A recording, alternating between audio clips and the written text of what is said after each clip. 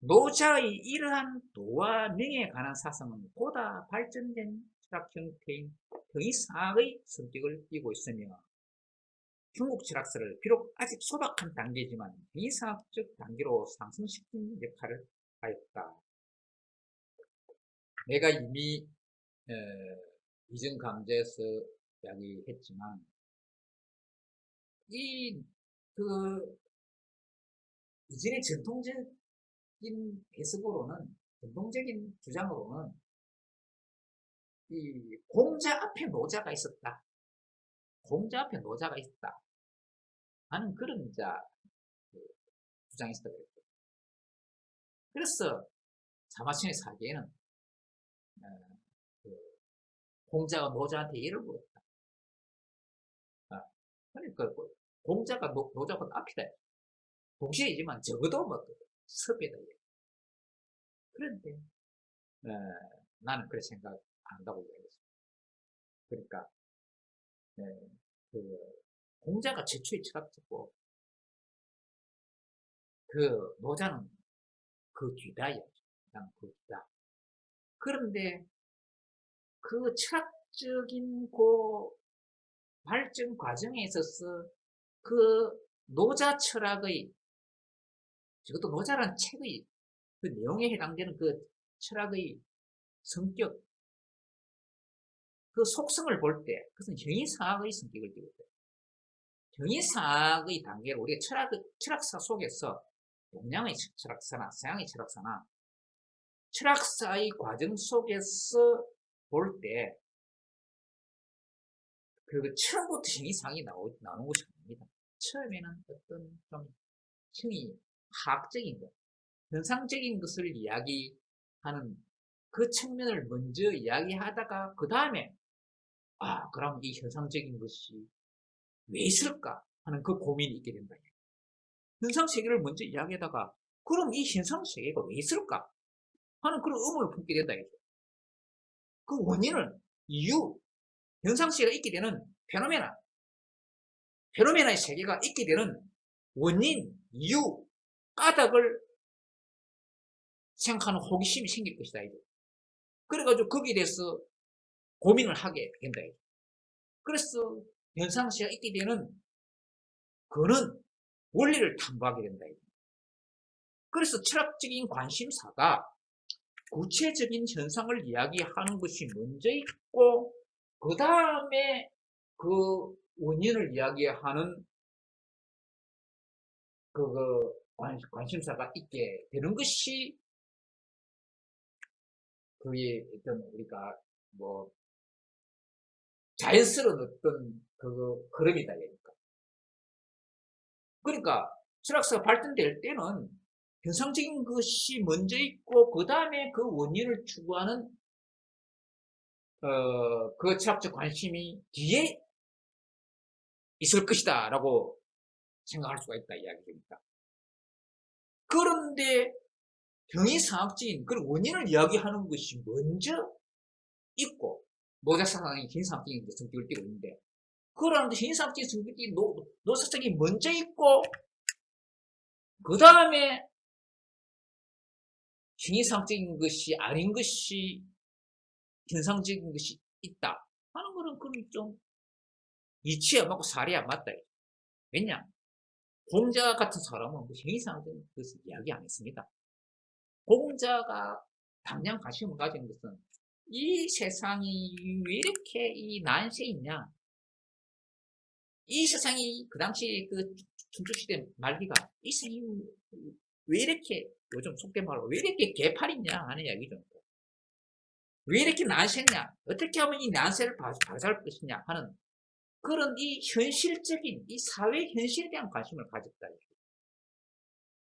그러니까 그 공자는 아직 형이상학적인 그것을 주된 관심사로 이렇게 생각하지 않았다. 그 형이상학적인 그런 어떤 고답적인 그것을 생각하기에는 너무 더 다급한 일이 있다.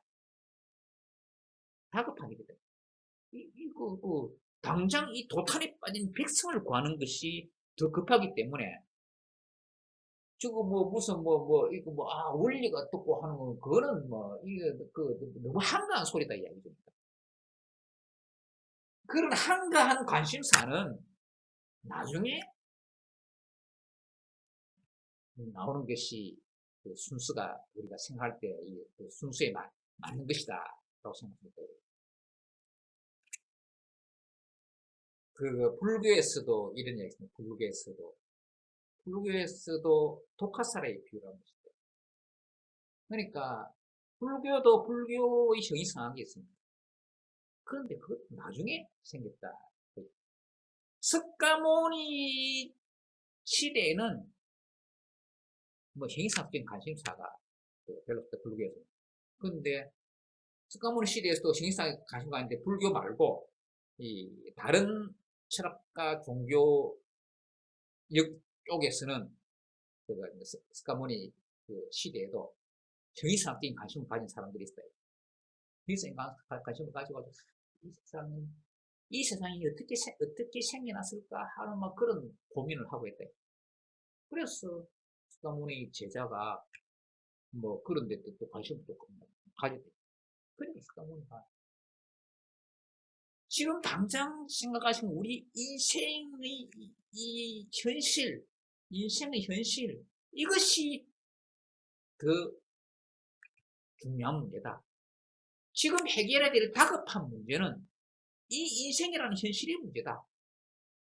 인생은 고다. 이 고통의 어떤 이 현실, 이 문제의 해결이 더 중요하다. 라고 이야기하면서 형이상학적인 데 대해서 관심을 가지지 마라. 그렇게. 그 독화살의 비유를 쓰는데, 누군가가 독화살에 맞았다. 독화살이 날아가서 어깨에 탁 맞았다. 그러면은, 이 독화살이 어디서 날아왔을까? 이 독의 성분은 무엇일까? 그거 고민을 해야 되겠느냐? 아니다. 가장 먼저 해야 되는 것은 무엇이냐? 빨리 그 독화살을 뽑아내고 그 독 성분을 갖다가 빨아내야 된다. 독 성분 빨아내는 것이 중요하다. 우선 살아야 된다. 독화살을 빨리 뽑고 그 독을 제거하는 것이 급선무다. 그 다음에 그 원인을 따지는 것은 그 다음 문제다. 그 다음에 생각해야 된다. 이야기죠. 그렇기 때문에 현실의 문제가 먼저 더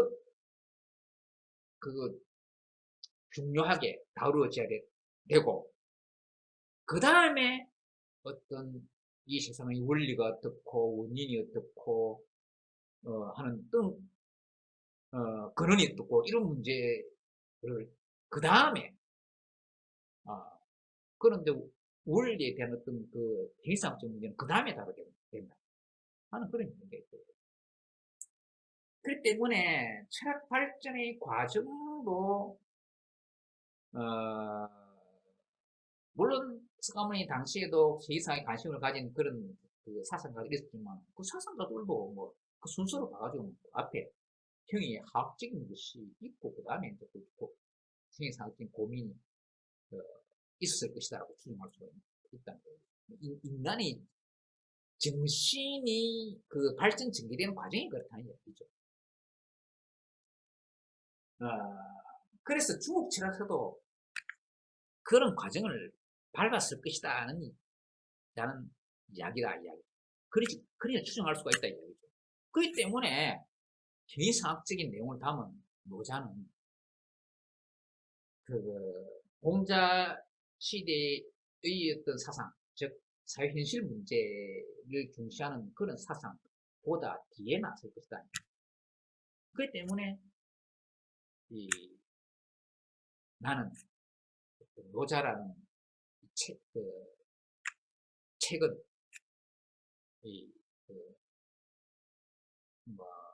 공자 사상을 이야기하는 어떤 그런 철학의 시대보다 뒤에 나설 것이다. 라고 이렇게 저는 생각한다는 이야기입니다.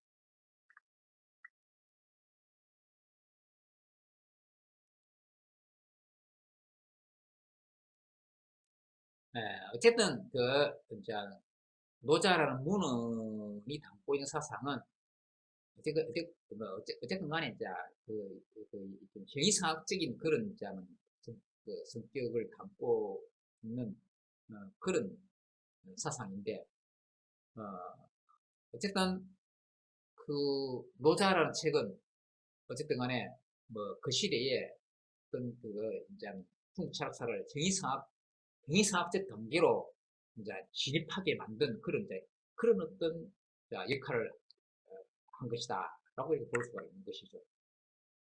자, 그런데 이러한 도와 그것의 지칭 가능성 여부에 대해 논하는 것 자체가 중국 철학사에 있어서 노자라는 문헌이 초기 도가보다 발전적 형태를 띈과 동시에 시기적 순서에 있어서 공자 이후이며 라고 했는데 자 이것이 이제 조금 전에 다 설명한 내용인데 내가 정확하게 설명한 내용이죠.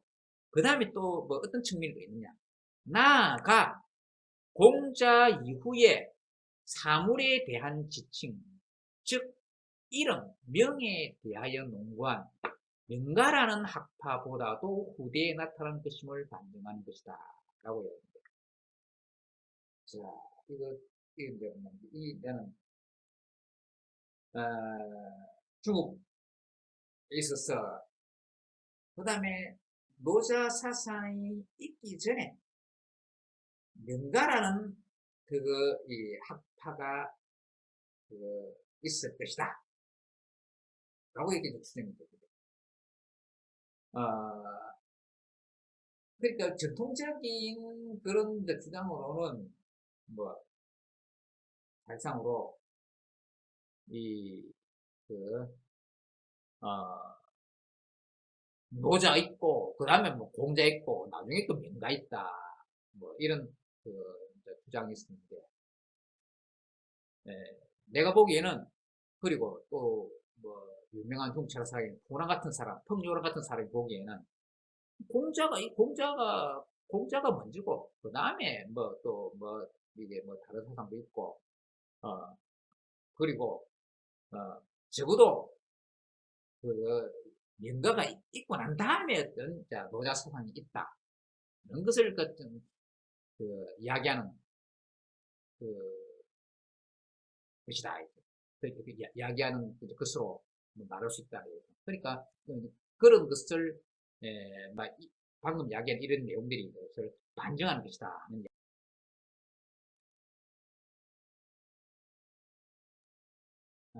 내가 지금 이렇게 쭉 이야기하는 것은 자, 노자가 도를 이야기하는데 도의 속성을 무명이라 하는 어떤 그 측면을 이제는 이야기하고 있기 때문에 이제는 다 거기에 관련된 철학사 속에서 관련된 이제는 내용을 지금 이야기하기 위해서 지금 이렇게 이야기하는 것입니다. 근데 이제 노자가 도를 무명이라고 이야기할 때 저는 어찌됐든 간에 저는 그 노자의 사상이 방금 말한 것처럼 말하자면 어떤 다른 사상이 먼저 있고 이렇게 이제 그 다음에 있을 것이다 라고 이렇게 이제 추정할 때 그러니까 노자가 무명에 대해서 이야기할 때 그 전에 우리가 이제 순서로 봐가지고 무명은 명이 없다는 이야기인데 이름 없음에 대해서 이야기하는데 그 전에 그거 있을 수 있는 그런 철학 주제는 이름 자체에 대한 논의가 먼저 있을 것이다. 이름이라는 것에 대해서 먼저 있을 것이다. 그렇기 때문에 이름에 대해서 주로 연구한 명가, 라는 학파가, 명가라는 학파가 있는데, 그 명가라는 학파가 먼저 있을 것이다. 하는 이야기죠. 자, 그런데 그 명가 이전에 최초의 철학자라고 이야기하는 공자의 그 이름에 대한 사상이 먼저 있었습니다. 중국 철학사에 있어 명가 이전 명에 대해 논한 것은 최초의 철학자인 공자의 정명의 사상, 즉 세칭, 정명론에서이다. 공자의 유명한 정명론이 있습니다. 정명의 사상. 정명. 정은 여기서 동사, 타동사고, 명은 목적어입니다. 이름을 바로잡는다. 그 이름을 바로잡는 데 대한 공자의 사상을 그냥 우리가 오늘날 논자를 붙여서 정명론, 공자가 정명론이라는 것은 아니고 오늘날 우리가 그것을 갖다가 정명론이라고 우리가 그런 식으로 학문적으로 그렇게 그 이야기를 하고 있습니다. 그런 식으로 그런 사상을 정명론이라는 이름으로 이야기하고 있습니다. 정명, 정명 사상이라는 이야기죠. 정명, 이 정명은 이름을 바로잡는다 하는 이야기. 왜 공자가 정명을 이야기했느냐? 공자는 당시 사회의 혼란이, 공자의 관심사가 그렇다고 그랬고, 왜 이 세상이 이렇게 난시고 개판이냐? 공자는 당시 사회의 혼란이 세상 사물에 붙이는 이름이 바르지 못하기 때문에 생겼다고 보아. 그가 만일 정치를 하게 되면 가장 먼저 이름을 바르게 하겠다. 이름을 바르게 하겠다. 정명. 이름을 바르게 하겠다고 한 것이다. 그러니까 공자의 제자 중에 한 사람이 공자는 물었던 것이기도 하고 어떤 임금이 물었던 것이기도 한데 선생님이 만약에 정치를 하신다면 가장 먼저 무엇부터 하시겠습니까? 하니까 나는 정명하겠다. 이름을 바르게 하겠다. 라고 이야기합니다. 그 의미가 무엇이냐? 자, 여기서 이름이 붙게 되는 사물은 실제적 시이다. 이것은 공자의 정명론뿐만 아니라 공자가 정명론을 이야기하면서 그때 이름이 관한 이야기가 있고 하는 그런 것이 아니고 그 당시 사상계에 그냥 일반적으로 있게 되는 이야기였죠. 그 일반적으로 있게 되는 이야기였는데 그래서 그 당시 사상계에서 그 철학적으로 우리가 이제 이야기하자면 자, 그러면 우리가 아까 앞에 내가 그렇게 이야기를 했죠. 노자에 대해서 이야기하면서 이름 붙일 수 있는 것은 유한한 사물이다. 이름 붙일 수 있는 유한한 사물이다. 그죠? 현상세계다. 현상세계. 페노메나. 현상세계다. 그것은 노자적인 표현뿐 아니라 그 당시 중국 사람들이 그런 식으로 일반적으로 표현했습니다. 이런 표현한 것이 뭐냐? 그 현상적인 것을 갖다가 만물이라 만물에서 글자 그대로 만물하면 만개의 사물이에요. 만개의 사물. 그 만물이란 만개의 사물 예전이니까 9,999개도 아니고 11개도 아니고 만개다 하는 그런 의미가 아닙니다. 그냥 만물이라 하는 것은 모든 사물을 말하는 겁니다. everything을 말합니다. 만물. 그런 철학적으로 그냥 현상. 모든 존재. 즉, 그냥 모든 존재가 아니라, 그냥 모든 존재를 하면 안 되고, 모든 현상적 존재를 만물이라 한다. 그런데 그 만물은 모든 일체 사물의 총칭입니다. 일체 사물의 총칭인데, 일체 사물 총화인데, 그것은 우리가 인식의 대상이 되고, 감각의 대상이 되고, 인식의 대상이 되고, 이름을 붙일 수 있는 사물이다. 그것을 이름에 대해서 대응되는 어떤 그런 용어로 이야기하면 뭐라 이야기하는가 하면은 실이라고 해요. 실제. 실제. 그래서 그 사물은 실제적 실이라고 어, 이야기를 했습니다. 실이라는 표현을 썼습니다. 실은 표현을 썼는데 이름은 명이죠. 그래서 명과 실 이런 것을 갖다가 서로 대응되는 용어로 썼습니다. 명이 대응되는 용어가 아니라 실이고 실이 대응되는 용어가 명입니다.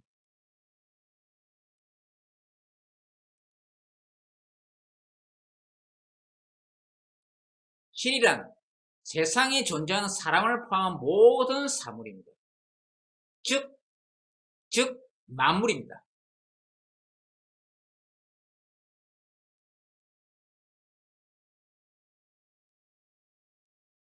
그래서 공자의 정명론은 명과 실의 일치를 주장하는 사상이라고 할 수가 있습니다.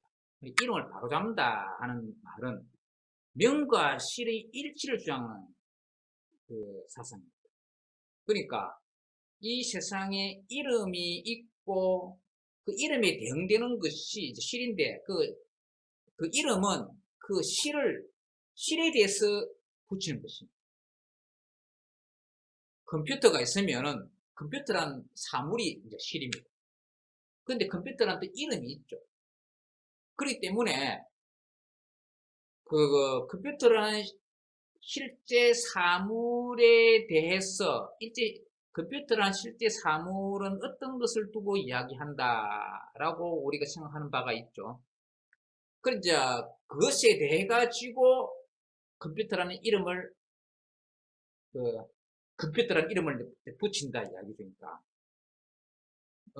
근데 그렇게 이제는 그 컴퓨터 사물 있고 그 이제 컴퓨터 사물 있고 그 이제 컴퓨터 이름을 붙이는데 그 다음에 책이 있는데 책은 또 그 책이라는 사물이 있고 또 책이라는 이름을 붙인다는 이야기죠니까. 그렇게 이제는 우리가 이름 붙여놓고 그 다음에 그거 뭐 컴퓨터가 아닌데 실제 사물은 컴퓨터가 아닌데 컴퓨터에 이름을 붙여서도 안 될 것이고 책도 아닌데 책이라는 이름을 붙여서도 안 되겠죠. 그러니까. 그렇기 때문에 이름하고 그 실제하고 딱 일치돼야 된다는 이야기. 그래서 공자의 정명론은 이름을 바르게 한다는 이야기인데 그 이름을 바르게 한다는 것은 그 해당되는 사물에 그 해당되는 이름을 붙이고 또 그 해당되는 이름을 붙일 때 거기에 대응되는 것은 그 해당되는 사물을 거기 대응시켜야 된다. 예. 그런데 공자는 무슨 이 중에서 사회적 존재, 정치적 존재로서의 인간과 그 관계에 주목하였습니다. 정명론, 그 명과 실의 일치 문제에서 그렇다면. 자, 어떤 이야기, 어떤 것을 말하는 것이냐, 무슨 말이냐, 봅시다.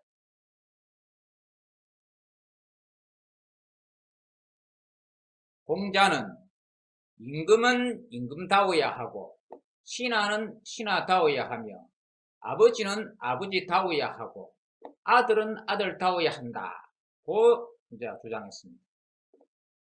이것이 공자의 정명론을 이야기하는 정명론을 이야기하는 아주 상징적인 그 명제입니다.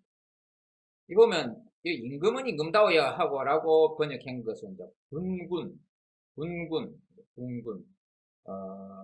앞에서도 이야기했지만은 중국어는 어떤 그 품사나 문장 성분에 따라서 그 단어의 모양이 이제 변하는 것이 아니라고 그랬죠. 이제 중국에서는 이 하나의 어떤 글자가 동시에 단어 역할도 하는 것이죠. 글자가 동시에 단어 역할도 하는 것인데, 군 해가지고 앞에 군, 뒤에 군이 있는데 그 두 가지가 위치가 이제 다르고 그리고 위치에 따라서 그 분사 문장 성분이 다릅니다. 앞에는 임금이라는 명사고 뒤에 군은 임금다워야 한다는 다워야 한다라고 이야기하는 임금답다 하는 어떤 이제는 수로로서 앞에는 주고 뒤에는 수로라는 어떤 그런 관계입니다. 그래서 임금답다 한데 이건 또 함축적으로 해가지고 좀 당위의 의미, 다워야 한다라는 의미까지 내포된 것으로 생각해서 한국어로 번역할 때 그렇게 번역을 합니다. 임금은 임금다워야 한다. 그 다음에 신하는 신하다워야 한다. 앞에 신자 뒤에 신자, 앞에 공군처럼 마찬가지죠. 부부 자자 다 마찬가지입니다. 아버지는 아버지다워야 한다. 아들은 아들다워야 한다. 라고 주장하였습니다. 이것이 명과 실이 일치된 상태, 즉 증명이 이루어진 상태이며 사회가 질서 잡힌 상태인 것입니다. 그러니까 임금이 이 세상에는 사회 구성원들에 있는데 사회 구성원들이 각자 자기 역할을 다 해야 된다는 것이죠. 임금이라는 사회 구성원은 임금의 역할을 다 해야 한다. 그것이 임금다워야 한다는 거예요. 신하로서의 구성원은 신하다워야 하고 아버지로서의 구성원은 아버지다워야 하고 아들로서의 구성원은 아들다워야 한다. 그래 앞에 그 임금 이야기하는 현실 속에서의 그 임금이니까. 그 다음에 임금다워야 한다라고 이야기하는 것은 그 임금의 덕으로서 임금의 그 자격, 진정한 측면에서의 임금으로 규정된 것이다 이야기죠. 그러니까 그 실제의 임금이라고 하는 어떤 그 명분, 그 실제가 그 명분, 실이 그 명에 일치되어야 한다는 이야기. 신하도 그렇고 아버지도 그렇고 아들도 그렇고 이것은 임금, 신하, 아버지, 아들로 예를 들어서 사회 구성원의 예를 드러났는데 이 사회 구성원 예를 갖다가 이 세상에 있어서 엄청나게 수많은 어떤 이 사회 구성원 들이 있는데 그런 의미로 이제 규정하는 그 측면이 있는데 그렇지만은 공자는 요 네 가지만 예를 들어서 이야기합니다. 그렇다고 이 네 가지만을 이야기하는 그 취지가 아니고 이 세상 모든 이 사회 구성원을 두고 다 이야기한 것이니까. 그래서 어떤 사회적 존재가 그 자신의 사회적 존재에 부여된 역할과 임무, 그것을 다 해야 한다.